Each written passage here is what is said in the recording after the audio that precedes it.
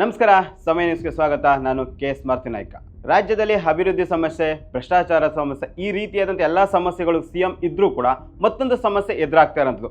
ಪ್ರಮುಖವಾಗಿ ಬೆಳಗಾವಿಯಲ್ಲಿ ಅಧಿವೇಶನ ಆರಂಭ ಆದಾಗಿಂದಲೂ ಕೂಡ ಪಂಚಮಸಾಲಿ ಮೀಸಲಾತಿ ಹೋರಾಟ ದೊಡ್ಡ ಮಟ್ಟದ ಸ್ವರೂಪವನ್ನು ಪಡ್ಕೊಳ್ತಾ ಇರೋದು. ದಿನೇ ದಿನೇ ಹೆಚ್ಚಾಗ್ತಾ ಇರೋಂಥದ್ದು. ಮೊನ್ನೆ ಕೂಡ ಲಾಠಿ ಚಾರ್ಜ್ ಕೂಡ ಆಗಿರೋಂಥದ್ದು. ಅದೇ ರೀತಿಯಾದಂಥ ಅಲ್ಲಿನ ವಿಧಾನಸೌಧ ಏನಿದೆ ಅದಕ್ಕೆ ಮುತ್ತಿಗೆ ಹಾಕುವ ಪ್ರಯತ್ನ ಕೂಡ ನಡೆದಿರೋದು. ಈ ಎಲ್ಲ ಸ್ವರೂಪವನ್ನು ಕೂಡ ಮೀಸಲಾತಿ ವಿಚಾರವಾಗಿ ಪಡ್ಕೊಳ್ತಾ ಇರೋಂಥದ್ದು. ಒಂದು ಕಡೆ ಈ ಮೀಸಲಾತಿ ವಿಚಾರವಾಗಿ ಆ ಸಮುದಾಯದ ಸ್ವಾಮೀಜಿಗಳು ಕೂಡ ಹೋರಾಟ ಮಾಡ್ತಿದ್ರೆ, ಅವರ ಪರವಾಗಿ ಈಗ ಬಿಜೆಪಿ ನಾಯಕರು ಕೂಡ ನಿಂತಿರೋದು ಎಲ್ಲೋ ಒಂದು ರೀತಿಯಾದಂತೆ ಸಿಎಂ ಸಿದ್ದರಾಮಯ್ಯರಿಗೂ ಕೂಡ ಒಂದು ರೀತಿ ಸಂಕಷ್ಟವನ್ನು ತರ್ತಿರೋದು. ಪ್ರಮುಖವಾಗಿ ಈ ಹೋರಾಟ ಇಷ್ಟು ದಿನಗಳ ಕಾಲ ಸ್ವಾಮೀಜಿ ಮತ್ತೆ ಅದೇ ರೀತಿ ಅವರ ಹಿಂದೆ ಇದ್ದಂಥ ಜನ ಈ ರೀತಿ ಸ್ವರೂಪಗಳು ಪಡ್ಕೊಂಡಿತ್ತು. ಆದರೆ ಬೆಳಗಾವಿಯಲ್ಲಿ ಅಧಿವೇಶನ ಆರಂಭ ಆದಾಗಿಂದ ಇದು ರಾಜಕೀಯ ಸ್ವರೂಪವನ್ನು ಪಡ್ಕೊಂತಿದೆ. ಪ್ರಮುಖವಾಗಿ ವಿಪಕ್ಷ ನಾಯಕದ ವಿಜಯೇಂದ್ರ, ಆರ್ ಅಶೋಕ್ ಮತ್ತು ಎಲ್ಲ ಬಿಜೆಪಿ ನಾಯಕರು ಕೂಡ ಅವರ ಪರವಾಗಿ ನಿಂತು ಪಂಚಮಸಾಲಿ ಅವರಿಗೆ ಮೀಸಲಾತಿ ಕೊಡಲೇಬೇಕಂತ ಹೋರಾಟನ ಕೂಡ ಮಾಡ್ತಾ ಇರೋದು. ಇನ್ನೊಂದು ಕಡೆ ಅವ್ರಿಗೆ ಮೀಸಲಾತಿ ಕೊಡಬಾರ್ದು ಅಂತ ಹಿಂದುಳಿದ ವರ್ಗದ ಒಕ್ಕೂಟವು ಕೂಡ ಈಗಾಗಲೇ ಸಿಎಂ ಸಿದ್ದರಾಮಯ್ಯನ ಭೇಟಿಯಾಗಿ ಮನವಿ ಪತ್ರವನ್ನು ಕೊಟ್ಟಿರುವಂಥದ್ದು. ಪ್ರಮುಖವಾಗಿ ಹಿಂದುಳಿದ ವರ್ಗರು ಕೂಡ ಹೇಳ್ತಿರೋದು, ಒಂದು ವೇಳೆ ಮೀಸಲಾತಿ ಪಂಚಮಸಾಲಿ ಅವರಿಗೆ 2A ಕೊಟ್ಟಿದ್ದೇ ಆದಲ್ಲಿ ಇಲ್ಲಿವರೆಗೂ ಕೊಟ್ಟಂಥ ಮೀಸಲಾತಿಯನ್ನು ಹಿಂದುಳಿದ ವರ್ಗವರಿಗಿದೆ ಅದು ಅನ್ಯಾಯ ಆಗುತ್ತೆ. ಯಾಕೆಂದರೆ ಹಿಂದುಳಿದ ವರ್ಗದಲ್ಲಿರುವಂಥವರೇ ಶಿಕ್ಷಣದಲ್ಲಿ ಕಮ್ಮಿ ಇರುವಂಥವರಾಗಿರ್ಬೋದು, ಆರ್ಥಿಕ ಮತ್ತು ಸಾಮಾಜಿಕ ವಿಚಾರದಲ್ಲೂ ಕೂಡ ಹಿಂದುಳಿದಿರೋವಂಥವ್ರು. ಅಂತರ್ನ ಸಂಬಂಧಪಟ್ಟಂಥ ಇರೋ ಮೀಸಲಾತಿಗಳಿಗೆ ಈಗ ಇವ್ರಿಗೆ ತಾನೇ ಪಂಚಮಸಾಲಿ ಅವ್ರನ್ನ ಆ ಮೀಸಲಾತಿಗೆ ಸೇರಿಸಿದ್ದೆ ಅದರಲ್ಲಿ ನಮಗೆ ಅನ್ಯಾಯ ಆಗುತ್ತೆ.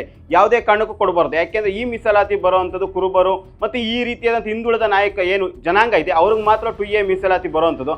ಅದರಲ್ಲಿ ಪಂಚಮಸಾಲಿ ಅವ್ರನ್ನ ಸೇರಿಸಿದ್ದೆ ಅದರಲ್ಲಿ ಅವರಿಗೆ ಎಲ್ಲ ಅವಕಾಶಗಳು ಹೆಚ್ಚಾಗಿ ಸಿಗುತ್ತೆ. ಯಾಕೆಂದರೆ ಅವರು ಆರ್ಥಿಕವಾಗಿ ಸಮರ್ಥರಾಗಿರುವಂಥದ್ದು ಮತ್ತು ಅದಕ್ಕೆ ಶೈಕ್ಷಣಿಕವರು ಆಗಿ ಕೂಡ ಸಮರ್ಥವಾಗಿದ್ದಾರೆ. ಅದರಿಂದಾಗಿ ಅವ್ರಿಗೆ ಏನಾದರೂ ನಾವು ಮೀಸಲಾತಿಯಲ್ಲಿ ಇದರಲ್ಲಿ ಸೇರಿಸಿದ್ದೆ ಆದಲ್ಲಿ ನಮಗೆ ಅನ್ಯಾಯ ಆಗುತ್ತೆ. ಅದರಿಂದ ಕೊಡಲೇಬಾರ್ದು ಅಂತ ಮೊನ್ನೆ ಕೂಡ ಸಿಎಂ ಸಿದ್ದರಾಮಯ್ಯನ ಭೇಟಿಯಾಗಿ ಮನವಿ ಪತ್ರನ ಕೂಡ ಕೊಟ್ಟಿರೋಂಥದ್ದು. ಅದೇ ರೀತಿ ಇವತ್ತು ಒಕ್ಕೂಟ ಹಿಂದುಳಿದ ವರ್ಗಗಳ ಒಕ್ಕೂಟ ಏನಿದೆ ಅವತ್ತು ಕೂಡ ಇವತ್ತು ಪ್ರೆಸ್ ಮೀಟ್ ಅನ್ನು ಕೂಡ ಮಾಡ್ತಿರೋದು. ಪ್ರಮುಖವಾಗಿ ಕಾಂತರಾಜ್ ವರದಿಯನ್ನು ಘೋಷಣೆ ಮಾಡಲೇಬೇಕು ಮತ್ತು ಜನರ ಮುಂದೆ ತರಲೇಬೇಕಂತ ಒತ್ತಾಯ ಕೂಡ ಮಾಡಿರುವಂಥದ್ದು. ಯಾಕೆಂದರೆ ಕಾಂತರಾಜ್ ವರದಿಯಲ್ಲಿ ಆರ್ಥಿಕ, ಶೈಕ್ಷಣಿಕ ಮತ್ತು ಈ ರೀತಿಯಂತ ಏನೆಲ್ಲ ಹಿಂದುಳಿದಿದೆ ಅದರ ಸಂಪೂರ್ಣವಾದ ವರದಿಯನ್ನು ಈಗಾಗಲೇ ತಯಾರಾಗಿರೋಂಥದ್ದು. ಅದನ್ನು ಸರ್ಕಾರ ಆದಷ್ಟು ಬೇಗ ಜನರ ಮುಂದೆ ತರಬೇಕು ಅಂತ ಕೂಡ ಒತ್ತಾಯ ಮಾಡ್ತಿರೋದು. ಇನ್ನೊಂದು ಕಡೆ ಇವತ್ತು ಸದನದಲ್ಲಿ ಪಂಚಮಸಾಲಿ ಅವರಿಗೆ ಮೀಸಲಾತಿ ಕೊಡಲೇಬೇಕಂತ ಆರ್ ಅಶೋಕ್ ಆಗಿರ್ಬೋದು ಮತ್ತು ವಿಜಯೇಂದ್ರ ಸೇರಿದಂತೆ ಅವರ ತಂಡ ಕೂಡ ಸಂಪೂರ್ಣವಾಗಿ ದೊಡ್ಡ ಮಟ್ಟದ ಹೋರಾಟನ ಕೂಡ ಮಾಡಿರುವಂಥದ್ದು. ಇದು ಸುಮಾರು ಅರ್ಧ ಗಂಟೆ 1 ಗಂಟೆಗೂ ಅಧಿಕ ಕಾಲ ಗದ್ದಲಕ್ಕೆ ಕೂಡ ಕಾರಣ ಆಗಿದೆ. ಅದೇ ರೀತಿ ಸಾಕಷ್ಟು ಬಾರಿ ಸದನವನ್ನು ಕೂಡ ಮುಂದೂಡಿಕೆ ಆಗಿರೋದು. ಅದೇ ರೀತಿಯಾದಂಥ ಅವರ ಮನವೊಲಿಸುವ ಪ್ರಯತ್ನ ಮಾಡಿದ್ರು ಕೂಡ ಇಲ್ಲಿವರೆಗೂ ಆಗಿಲ್ಲ. ಒಟ್ಟಿನಲ್ಲಿ ಪಂಚಮಸಾಲಿ ಮೀಸಲಾತಿ ಸಿಎಂ ಸಿದ್ದರಾಮಯ್ಯರಿಗೆ ಒಂದು ರೀತಿ ಕುತ್ತನ್ನು ತಂದಿರೋದು. ಒಂದು ಕಡೆ ಹಿಂದುಳಿದ ವರ್ಗ ಮತ್ತು ಅದೇ ರೀತಿ ಪಂಚಮಸಾಲಿ ಕಡೆಯಿಂದಲೂ ಕೂಡ ಒತ್ತಡವನ್ನು ಕೂಡ ಏರ್ತಾ ಇರೋಂಥದ್ದು. ಇಬ್ಬರು ಕೂಡ ಒಂದು ಕಡೆ ಕೊಡಬೇಕು ಅಂತ ಒತ್ತಾಯ ಮಾಡ್ತಿದ್ದಾರೆ, ಇನ್ನೊಂದು ಕಡೆ ಕೊಡಲೇಬಾರ್ದು. ಅಂದರೆ 2A ಮೀಸಲಾತಿಯೊಳಗೆ ಪಂಚಮಸಾಲಿಯನ್ನು ಸೇರಿಸಬೇಕು ಅಂತ ಪಂಚಮಸಾಲಿ ಲಿಂಗಾಯತವರು ಒತ್ತಾಯ ಮಾಡ್ತಿದ್ರು.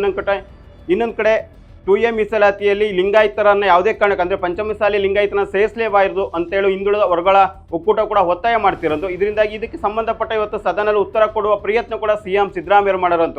ಅಂದರೆ ಪ್ರಮುಖವಾಗಿ ಈ ಹಿಂದೆ ಮುಸ್ಲಿಮರಿಗೆ 4% ಇದ್ದಂಥ ಮೀಸಲಾತಿಯನ್ನು ತೆಗೆದು ಪಂಚಮಸಾಲಿಯವರಿಗೆ ಕೊಡ್ತೀವಿ ಅಂತ ಬಿಜೆಪಿ ಸರ್ಕಾರ ಇದ್ದಾಗ ಬೊಮ್ಮಾಯಿಯವರು ಆದೇಶವನ್ನು ಕೂಡ ಕೊಟ್ಟಿದ್ರು. ಆದರೆ ಅದು ಸುಪ್ರೀಂ ಕೋರ್ಟ್ಗೆ ಹೋದ ನಂತರ ಅಲ್ಲಿ ಯಾವುದೇ ರೀತಿ ಬದಲಾವಣೆ ಆಗಿಲ್ಲ. ಅದರಿಂದಾಗಿ ಅದನ್ನು ಕೊಡೋಕ್ಕೂ ಬರಲ್ಲ. ಆದರೆ 2A ಸೇರ್ಸೋಕ್ಕೆ ಸಂವಿಧಾನದಲ್ಲಿ ಅವಕಾಶ ಇಲ್ಲ ಅಂತ ಇವತ್ತು ಸದನದಲ್ಲಿ ಉತ್ತರ ಕೊಡುವ ಪ್ರಯತ್ನ ಕೂಡ ಮಾಡಿದ್ರು. ಸಿದ್ದರಾಮಯ್ಯ ಕೊಟ್ಟಿರೋ ಉತ್ತರಕ್ಕೆ ಸದನದಲ್ಲೂ ಕೂಡ ಒಪ್ಪಿಗೆ ಬಂದಿಲ್ಲ. ಈ ಕಡೆ ವಿಪಕ್ಷ ನಾಯಕರು ಕೂಡ ಒತ್ತಾಯನ ಮಾಡ್ತಾರೆ, ಯಾವುದೇ ಕಾರಣಕ್ಕೂ ಆಗಬಾರ್ದು, 2A ಮೀಸಲಾತಿ ಕೊಡಲೇಬೇಕು ಅಂತ ಒತ್ತಾಯ ಕೂಡ ಮಾಡ್ತಾ ಇರೋದು.